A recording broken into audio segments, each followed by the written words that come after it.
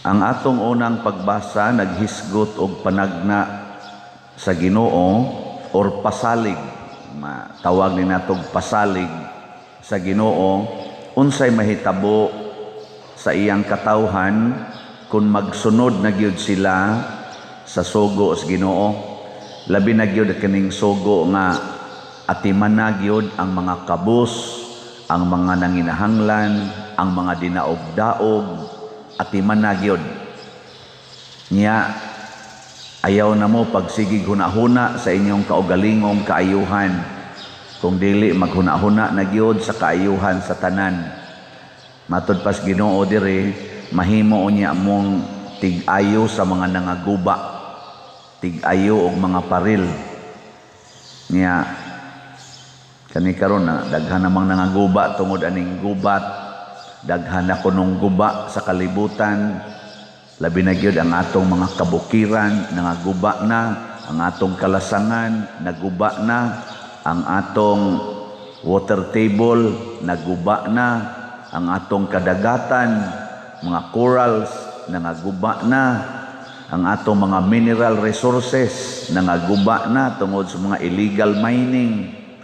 Ang atong ozone layer naguba na kuno. Mao na ning dunay global warming ug mao ni ang dako kay hulga, mas dako pa ning hulga kaysa gubat sa Russia ug sa Ukraine kining global warming tungod ni sa atong pagsigig sunog anang mga basura, siging paaso anang mga factories kaning atong mga sakyanan, mao kuno nay hinungdan nga naguba ang ozone layer.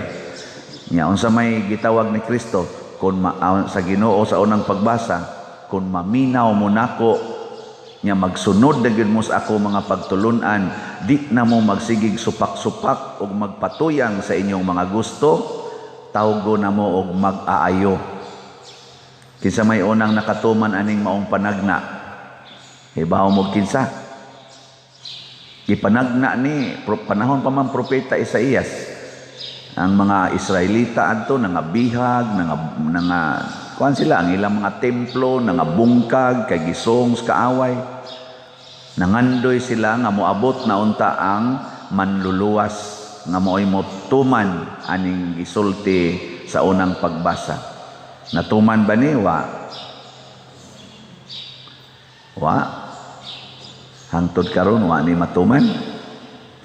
Ni samot man noon sa una sila maligo pa man sila sapa. Karon di naman takaligog sapa, naguba ng sapa tungod sa kahugaw nga tuwa didto gihug ang tanang mga kaning hugaw sa pigiri o sa mga basura. Murag wa matuman no. Na imbis unta to sa una nila dagko pa kay nilang mga lasang, nindot pa kaayo ang mga bungtod sa una, karon nangaguba na hinuon. Ana, ang dagat nila sa una nindot kayo, karon puwerte na noong pagkagubaas atong dagat ni samot na gyud kaguba. Kumparar kani og katong tuig before natao si Kristo mga 2,000 years ago, pagkanindot pas kalibutan ato, healthy pa kaayo ang hangin, karon nagtap-tap na ta. Why nagmaskara sa una Prisko kay hangin bisan gani katong gamay pa ko mga 1970s, 1960s, wa ko makakitag na ay magtap-tap. Ang sapa maniko prami didto para among kanon kanang mga uwang, kanang piyo, naidaghan pakapinda yung baki.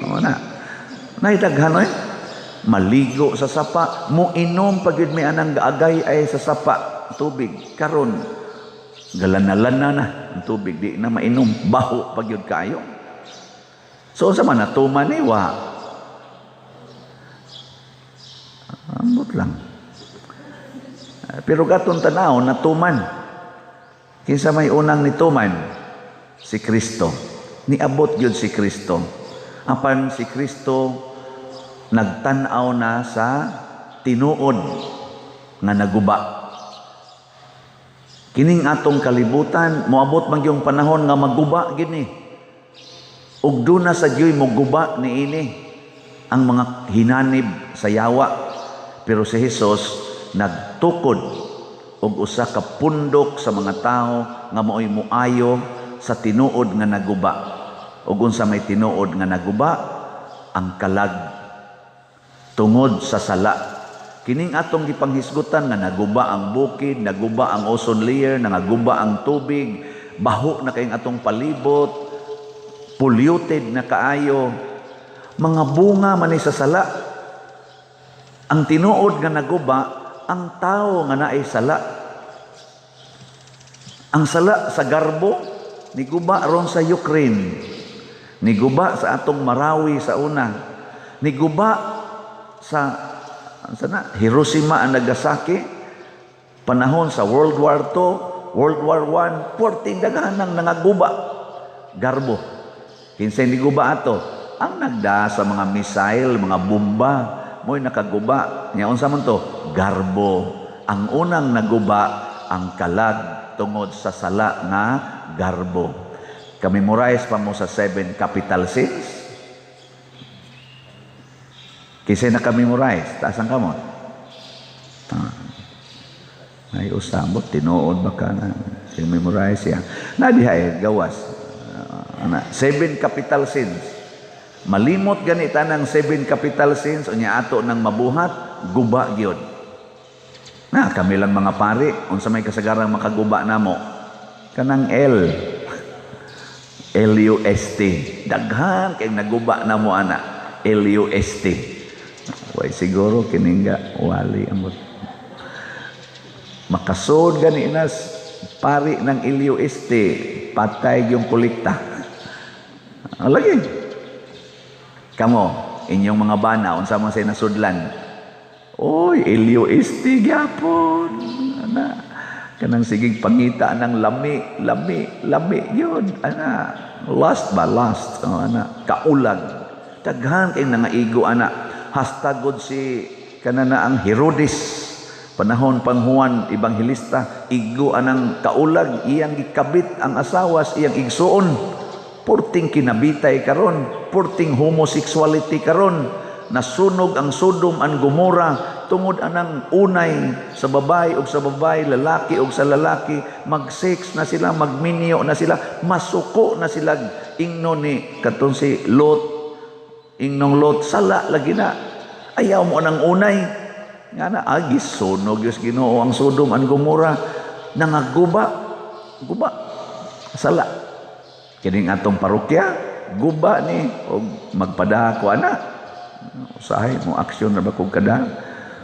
Nang saan nga, nang say daghan ko din yung sige sa kuangkuan. No, man say tahod sa pari, sud og simbahan, kita ni ani, ngari. Kinsa man say di kakitaan na nga ni amang koy antuhos. Nagpalit gay ko ani ro kakita ko aning gagmayng litra nya pakito ra tandag ko. Sus simba ko yung tao no. Pero makaingon sa testingan ka no. Amo man na muduwa man na sa tungon ahona. Porti nang muguba, gubon ana ang pamilya, gubon ana ang katilingban, gubon ana ang nasod. Unya labaw na ng number 1 kanang P, kanang pride. Nya mo suporta ra ba ng kanang anger, magkuyog gani ng pride ug ang anger, porting maghanang mga guba. Mao na rin hitabo sa Ukraine, guba gyud. Nya dili pagagmay pa na ron pagkagubaa, napay umaabot nga dakong pagkaguba, pero diin gasugod kalag. Tanawa ng mga taong daghag sala, ang naong maguba. Kana ding masuko, tanawang naong. Ini kasuko, guba yung naong. Kadtong naigo sa siyang kasuko, unsa man siya mahitabo? Guba sang naong. Ilingian na imong tupad ko no be. Naguba. Tanawa. Pero musod na ganinang pagpaubos, musod na ng matod pa diri ni Kristo, matod pa ni kanang diri sa atong ebanghelyo nga niingon gibiyaan ang tanan. Guba man gito si Levi. Nganong si Levi guba man? Pangwarta ang iya, tax collector man to siya. Kasagaran ani mga tax collector hingwarta na sila, nya kusog sa na mo kurakot. Ambot ka karon. Wa na ba kana sila ana? Bastas una mao gina mo na ang kanang mga tax collector sa una isipon gina nga public sinner. Unang si Levi gitan-aw kuang gud to siya, officer gud to. pero gikuha ni Kristo, gibiyaan ni Levi ang tanan. Ug unsa may nahitabo ni Levi? Nagkumbira na siya kuyog ni Kristo ug sa mga makasasala. Nanindot ng iyang kalag. Wa na siya maniguro nga ako ray makakwarta. Iya nang gi-share ang iyang kwarta.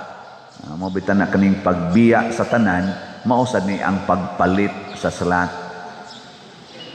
Kay kana mga taong di kabiya sa kwarta, di gina mo palit og salat, magsige man nagkwenta sa sus. Ana. Salamat nga naagi tay mga igsoon nga nibiya sa ilang pangwarta sama ni Levi, unya mi-share na sa iyang kwarta ngadtos mga nanginahanglan, nagkumbira. Di ba? Kinsa may gasunod ni Kristo, ang mga apostoles nakatuman aning panagna, namiya gid sila tanan. Si St. Francis of Assisi, sila si St. John Bosco, St. Ignatius of Loyola, St. Augustine, di na ni malalis ha? Sila si St. Vincent de Paul, Mother Teresa of Calcutta, kani sila San Roque, gani karon ang atong Santo Sonon, si Bishop Chupilo Kamomot, nagpakita nga ang ilang pagbiya sa bahandi, nakatukod og dagko kaayong mga kaayuhan sa kalibutan. Dili na sa atong physical, kay gubon maginisyawa, nga naam sa daghang yawanon, pero daghan kay na-converter. Ang kalinaw sa kasing-kasing, ang kalipay, ang kabalaan sa katawhan, ni abot yun. Gitawag din nato og conversion of sinners. Nagitawag ni Kristo og mga masakiton. Insa ang mga masakiton ray nagkinahanglag doktor, pero ang mga maiglawas wa magkinahanglag doktor. Kamo, gusto mong mahimong doktor o masakiton? Gusto mong doktor o masakiton? Kay gusto gani mo masakiton, hala sige, pakasa mo diha. Tanawa, di ba mga guba ginang inyong relasyon? Kay masakiton, makaguba man nagrelasyon. Makaguba, oy. Tanawa, og na kay sakit COVID, guba inyong relasyon, i-isolate man ka. Nasa kay sakit nga kananaang matuyok imong utok, kana bang saingan anak? Kana nervous breakdown ka ba? Guba sa inyong relasyon. Kay wa naman ka. Iadto naman ka ng tambalana sa mga natuyok ang utok. Di naman sa kakasaligan. Ingnon kang panglabay, imo naman ong silaban. Ingnon nimo nga paglungag, ang kayo naman oy isuod sa kaldero. Adto naman maghaling og kayo suod sa kaldero. Ang bugas naman oy isugno do sila, mabali bang kay nautok. Mausab laging relasyon tungod na sa sakit. Pero ang sala di ay mas grabe pa ana. Ngano man, kay ang kanang makasasala, dili ra na muguba og usa. Muguba na siya daghan. Muguba pag ina siya kinadak-an. Kaning atong simbahan, kaning ni ang nindot-nindot man gubon ra nig usa ka makasasala. Tirahan lang tadi nig usa ka missile. Lusno ni oy. 40 pang patay. Di ba? Wa mo tanaw na. Pero ayuhon, mahimot ang doktor, ang imong bana nga nagsigig pangabit, imong sigihag higugma, tambala nimo sa imong gugma ang iyang kaulag. Maayo gani na. Sus, daghanas malipay. Ngano man, hastang mga anak-anas gawas, muanha na mas inyo. Nya imo masa silang tambalan, tudluan man nimo sila unsay maayong himuon, di mga dagko to sila nga magdumot anang kaulag. Sus, produkto de mis kaulag sa mong amahan. Salamat in taon aning iyang asawa nga buutan kaayo. Kani atong sundon dili ning amahan nato. Di magpropagate na sila dito purity, virginity, fidelity, di ba? Tungod na nimong asawa nga naghatag og maayong pagtulunan, pero imo sa nang balikason, imo sa nang yaw-yawan, imo pag nang ikondem, maliwat sa na sa imong bana, maliwat pa na nimo, kusog sa kay mamalikas, kusog sa kay mudumot, porting daghanang mga guba nga relasyon, no? Ang sala mo atong kontra mga igsoon, mo nang niingon ta diri sa atong tubag sa Salmo, tudlui ako sa imong dalan o Ginoo, aron magmatinumanon ako diha sa imong atubangan. Ang makasasala, dili mo subay sa dalan sa Ginoo, dili pagyud mutuman sa iyang kasuguan, diha pagyud atubangan sa Ginoo. Pragod karon ana daghan din ning dili mutuman, ingno nato nga kanabang panahon ba ini anhi simbahan ba, and lingkod mo diri ha, ari lang ko diri siya dili adto kuno palingkoron dito, buot mo nako atubangan na ginas Ginoo mo supak pagyud. Nindog tayo.